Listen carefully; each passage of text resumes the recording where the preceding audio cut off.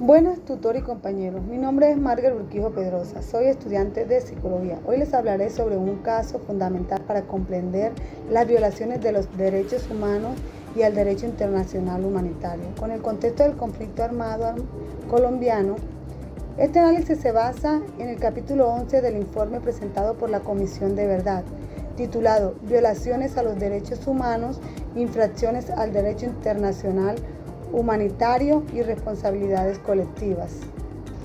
Primero, este caso corresponde a los derechos humanos, a los derechos internacional humanitario o a ambos. El contexto en el que se desarrollaron los hechos. Los actores involucrados, incluidos víctimas y responsables. Las obligaciones del Estado frente a estas situaciones ocurridas. Recomendaciones desde un enfoque psicosocial y con una perspectiva gubernamental. Mi objetivo de este video es resaltar la importancia de estos temas para construir una sociedad más justa, basada en la memoria, la verdad y la conciliación. Primero, identificación del caso. El caso analizado corresponde tanto al ámbito de derechos humanos como derecho internacional humanitario.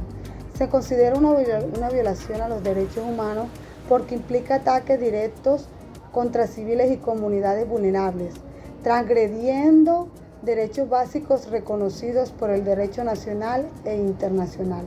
Al mismo tiempo, se trata de una infracción al derecho internacional humanitario, ya que los hechos ocurrieron en el contexto de un conflicto armado interno. Un ejemplo: un pueblo campesino fue blanco de grupos paramilitares donde fueron asesinados públicamente, etc. Contexto del caso. El conflicto armado en Colombia no es solo una historia de enfrentamientos entre grupos armados, sino un fenómeno que ha transformado la vida de miles de comunidades. Para comprender la gravedad de este caso, es fundamental analizar el contexto en el que ocurrieron los hechos, marcados por desplazamientos forzados, asesinatos selectivos y masacres que devastaron las poblaciones vulnerables. Este panorama nos ayudará a visualizar no solo el impacto de las acciones violentas, sino también de las dinámicas de poder y abandono estatal que permitieron su desarrollo.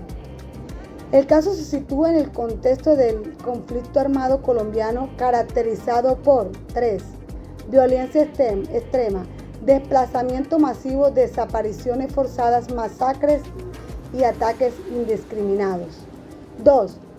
Gobierno estatal. La falta de control territorial permitió que estos actores ilegales impusieran autoridad mediante el terror. 3. Impacto en comunidades vulnerables. Campesinos e indígenas y afrodescendientes fueron especialmente los afectados.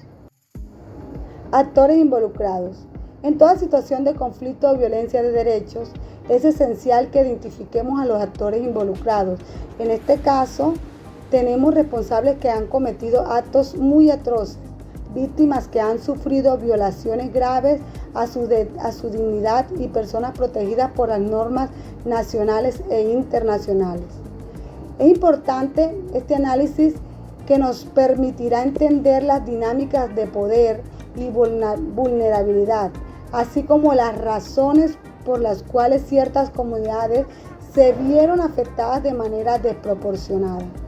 Los responsables: grupos armados ilegales como guerrillas, que está el ELN y la FARC. Además, fuerzas paramilitares que ejecutaron actos violentos como masacres y desplazamientos. Agentes estatales, en algunos casos, por acción u omisión, participaron o facilitaron estas violaciones. Víctimas y personas protegidas. Civiles vulnerables, mujeres, niños, campesinos, líderes comunitarios y defensores de los derechos humanos. Grupos étnicos, comunidades indígenas y afrodescendientes cuyas identidades culturales le fueron atacados. personas protegidas por el derecho internacional humanitario, civiles, prisioneros de guerra y personal médico, que deberían haber sido respetados y protegidos. Normas vulnerables. Las normas vulnerables en este caso no son simples leyes, sino principios fundamentales que garantizan la protección de las personas incluso en contexto de conflicto. Aquí veremos cómo los derechos esenciales como la vida, la integridad personal, la libertad de movimiento y la propiedad han sido transgredidos juntos con las normas internacionales que prohíben el ataque a civiles y a la violencia indiscriminada. Derechos humanos vulnerables. Derecho a la vida. Declaración Universal de los Derechos Humanos, artículo 3. Todo individuo tiene derecho a la vida. Este derecho consagra el derecho más fundamental, el respeto a la vida humana. Constitución de Colombia, artículo 11. El derecho a la vida es inviolable. Este artículo refuerza la obligación del Estado de garantizar la vida de todas las personas. Derecho a la integridad personal. Declaración Universal de los Derechos Humanos. Nadie será sometido a torturas ni a penas o tratos crueles. Este artículo busca proteger a las personas contra cualquier forma de maltrato físico o psicológico. Con la Constitución de Colombia, artículo 12. Nadie será sometido a desaparición forzada, torturas ni tratos a penas crueles. Este artículo refuerza la obligación del Estado de prevenir y sancionar estos actos. Derecho a la libertad de movimiento y residencia. Declaración Universal de los Derechos Humanos, artículo 13.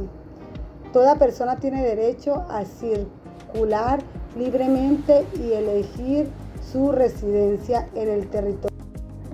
Infracciones al derecho internacional humanitario, ataques contra civiles, Convenio de Ginebra y protocolos adicionales.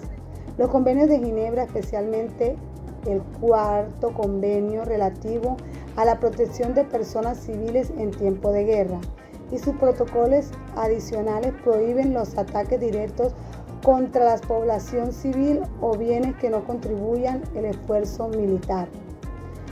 Desplazamiento forzado de derecho internacional humanitario. El desplazamiento forzado de población civil está prohibido por los convenios de Ginebra, artículos 49 y 147 del cuarto convenio.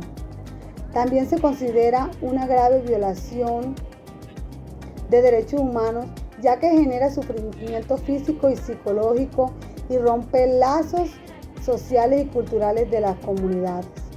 Uso de la violencia indiscriminada, derecho internacional humanitario. El uso de armas no selectivas como explosivos en áreas densamente pobladas está prohibido por el protocolo adicional del artículo 51. No protección de bienes civiles de los derechos internacional humanitarios. Según los convenios de Ginebra, artículo 53 del cuarto convenio, está prohibido destruir bienes indispensables para la supervivencia de la población civil, como cultivos, fuentes de agua y hospitales. Los bienes culturales, religiosos y educativos también están protegidos por el protocolo del artículo 16. ¿Cuáles son las obligaciones del Estado? El Estado tiene un papel fundamental en la garantía y protección de los derechos de su población. En este caso, evaluaremos cuáles son las obligaciones que el Estado debe asumir frente a estas violaciones, desde garantizar justicia hasta implementar políticas. El Estado tiene el deber de proteger los derechos fundamentales, implementar políticas para prevenir la violencia y garantizar la seguridad de sus ciudadanos. 2. Cumplir el derecho internacional humanitario. Asegurar que todos los actores respeten las normas internacionales. 3. Investigar y sancionar. Identificar y castigar a los responsables sin importar su afiliación. 4. Reparar integralmente a las víctimas. Esto incluye medidas judiciales, económicas y simbólicas. 5. Promover garantías de no repetición, diseñar políticas públicas y fomentar la paz y reconciliación. Recomendaciones, enfoque psicosocial a entes gubernamentales. Por último, es crucial ofrecer recomendaciones que no solo respondan a las necesidades inmediatas de las víctimas, sino que también contribuyan a la construcción desde un enfoque psicosocial. Primero, programas de atención psicosocial. Crear centros integrales para atender las secuelas emocionales en las comunidades afectadas. Segundo, reconstrucción del tejido social. Fomentar talleres de memoria histórica y eventos culturales que promuevan la resiliencia comunitaria. 3. Actos de dignidad. Realizar actos públicos de perdón liderados por el Estado y construir memoriales en honor a estas víctimas. Educación para la paz. Implementar programas escolares sobre derechos humanos y resolución pacífica de conflictos. 5. Garantizar sostenibilidad de los programas. Asegurar que los programas de atención psicosocial sean permanentemente con recursos adecuados. En conclusión, las violaciones de los derechos humanos y las infracciones de los derechos internacionales humanitarios dejan heridas profundas en las comunidades y en todo el país. Sin embargo, con un enfoque psicosocial y el compromiso del Estado colombiano, podemos transformar el sufrimiento en acciones de paz y reconciliación entre todos. Es momento de trabajar juntos para garantizar la verdad, la justicia y no volver a repetir estos mismos actos. Muchas gracias.